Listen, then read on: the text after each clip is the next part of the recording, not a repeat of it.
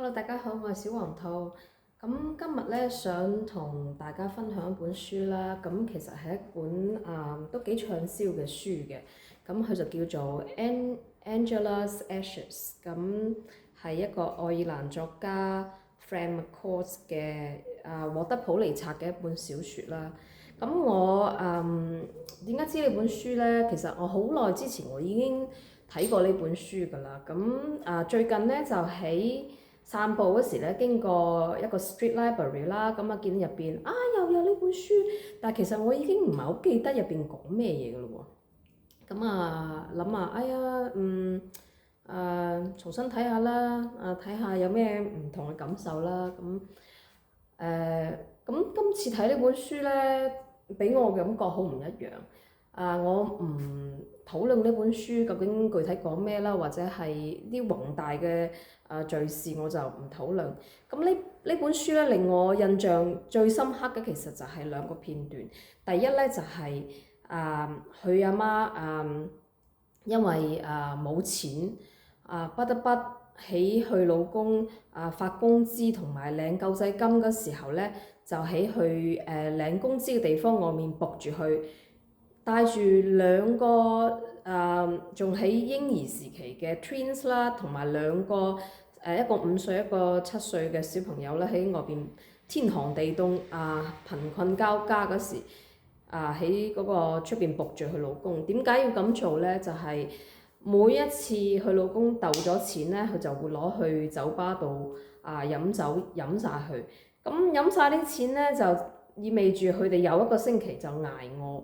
嗰種感覺真係唔好受，即係大人已經冇得食，細路又都冇得食，連奶水都出唔嚟。咁呢一種焦慮從文字散發出嚟，令到我都覺得哇，心口一緊，嗰種絕望，嗰種你日復一日嘅絕望係好恐怖嘅。咁第二個片段咧就係作者提到佢阿爸阿媽。牙齒喺大概40零歲嗰時就已經甩晒啦，我唔係好記得係咪40零歲，反正就係好早已經甩晒啦。佢有副假牙咧就放喺度啦。咁因為小朋友唔知道嗰個假牙係唔可以戴喺口入邊嘅，所以嗰個作者嘅弟弟咧就貪玩就戴咗口入邊，點知掹唔出嚟，個樣又滑稽，但係小朋友非常痛苦。後尾就去咗醫院先至整到棚牙出嚟。咁佢就提到呢樣嘢啦，即係已經窮到係冇飯食㗎啦。咁牙齒點會能夠得到恰當嘅保養咧？咁你亦都令到我諗到，即係好似澳洲啦，咁牙齒同眼睛咧係喺私人保險嘅額外嘅一個保險嚟嘅。點解要額外咧？點解係更加貴咧？咁其實一般人或者窮人啦講，佢冇辦法去保養牙齒、保養眼睛嘅。呢兩樣嘢其實係人最珍貴嘅身體一部分，但係因為窮，因為餓，你根本冇辦法去保養到牙齒同埋眼睛。咁亦都係我睇 YouTube 好多三和大神躺平大神佢哋嘅牙齒嘅狀態都唔係咁好。仲有人係會諗辦法去自己買啲樹枝或者係一啲填充物料去自己去補牙嘅。所以牙齒咧就係你可以話係一個牙齒保養係一個富人嘅權利啦。呢兩個片段令到我印象好深刻。咁亦都係最近啦，最近因為我工作有少少唔係咁開心啦。而家我已經冇事，但係一開始咧我就有少少消極啦，就同老公講話：哎呀，我做嘢咁多年，我從畢業開始一直做嘢，做到而家，我真係好攰啊！我可唔可以即係我唔做嘢，然後你繼續做嘢，然後你養起我咧？但係其實講養起咧就其實係唔止意佢嘅，因為長年咧都係我工資係多過佢好多。咁因為年紀大啦，又有個小朋友咧，我有時覺得力不從心咯，即係我又要兼顧做嘢啦，又要教育小朋友啦，又要做家務啦，因為我老公咧係唔識煮飯，做家務嘅能力都比較弱嘅，即係講難聽啲就巨嬰啦嚇。咁我就即係真係好想係真係休息下，哪怕係一個 gap year 或者係即係講難聽啲失業啊，我都係好希望可以有一段時間唔做嘢。咁啊我就講話啊，好你養起我。我老公沉默咗好耐，然後佢講一句話，我覺得呢啲嘢你要認真考慮。咁我都係講而已啊，講下笑下啦。因為點講呢？我一諗到我需要依靠他人先可以生活，呢樣嘢令到我係非常之恐懼嘅。咁點解呢？咁好耐之前咧，仲有我小朋友嗰時咧。咁我屋企人咧其實好慳嘅，咁啊對於我嚟講咧，佢唔會買零食啊，唔會買玩具啊，亦都好少話係好慷慨咁俾錢我嘅。尤其我爸爸啦，佢基本上係唔俾錢我。我記得細時咧，因為各種原因咧，呢個係另一個故事啦。總之我係俾人勒索啦，俾人 blackmail 啦，咁我亦都個人嚟講 honestly。我亦都想有啲錢去買下漫畫啊，買下零食啊。咁喺小學嗰時，我曾經做啲好唔光彩嘅事情，亦即係偷我阿爸嘅錢。咁都係偷啲咧，因為你唔能夠太明顯啦。咁後尾俾屋企發現之後咧，就打咗我一餐啦。咁當然我都係有錯嘅，但係最深層嘅小朋友嘅渴望，家長並冇問我點解要偷錢。我嘅即係嗰種對可以使錢嗰種渴望，或者係我希望我唔被錢制約嘅渴望咧，係非常之強烈嘅。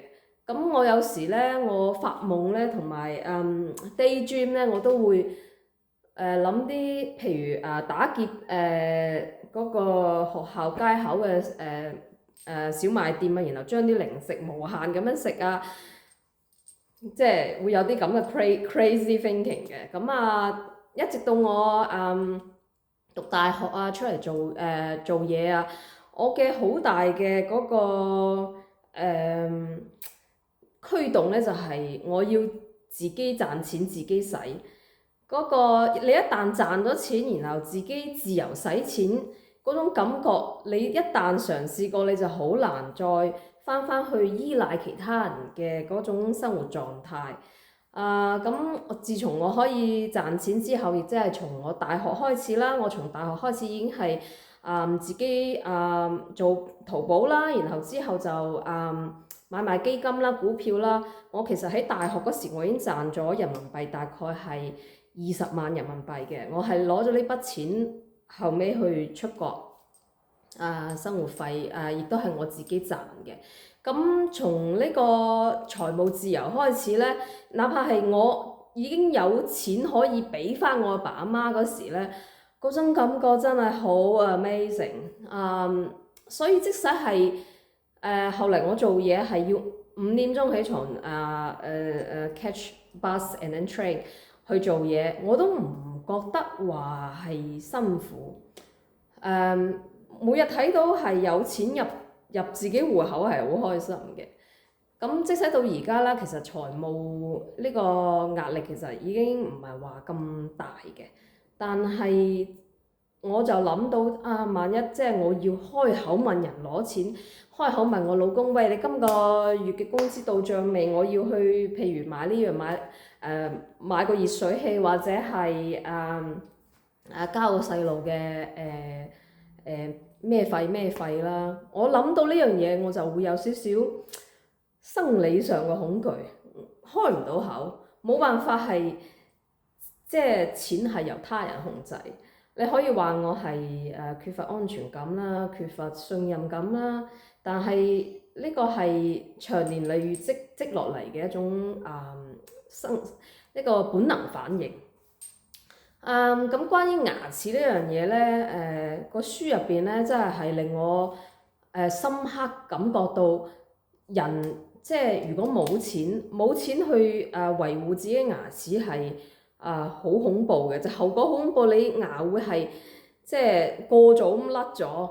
咁亦都係最近啦，我就開始去鼓起勇氣去做牙齒檢查。咁講真啦，你唔檢查又自可，一檢查發覺其實原來你以為冇蛀牙，但係其實係仲有好多問題你係冇發現嘅。譬如我係的確冇蛀牙，但係檢查咗之後發覺你有牙周病喎。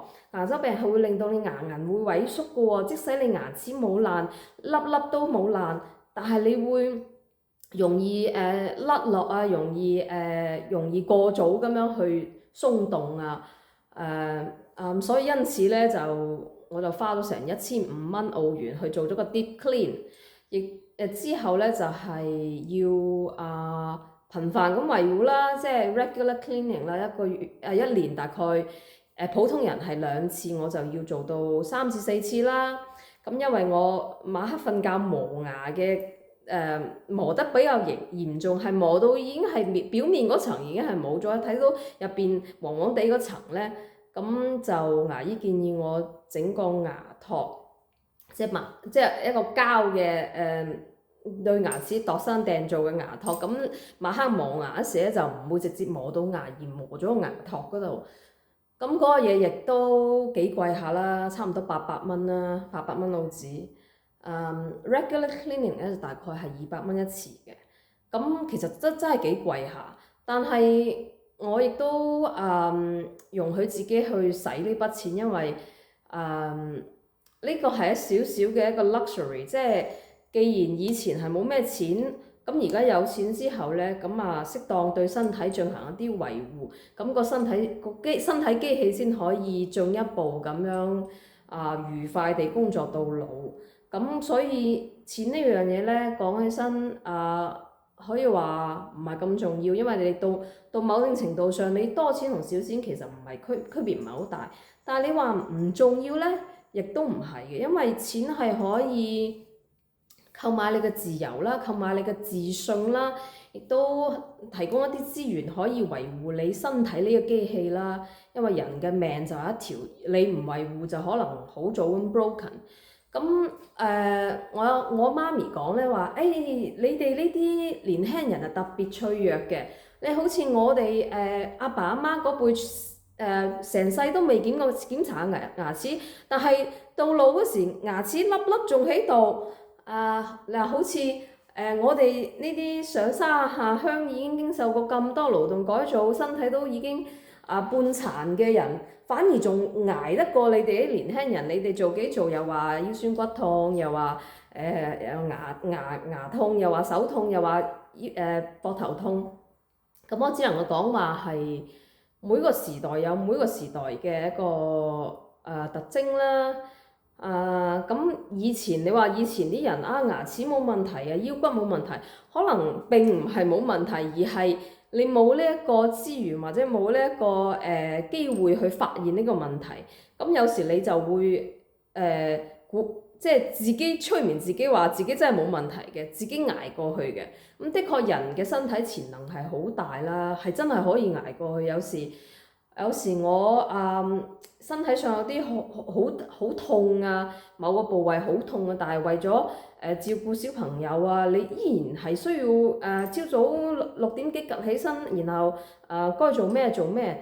你係身體係可以運行，係可以做到呢樣嘢。即使係手痛，你都可以鬥起一個20K 嘅細路嘅。但係代唔代表你身體係冇問題呢？我就覺得係未必嘅，只不過係或者係你未發現，或者係有時你唔知，或者係仲係一件或者係一件 blessing。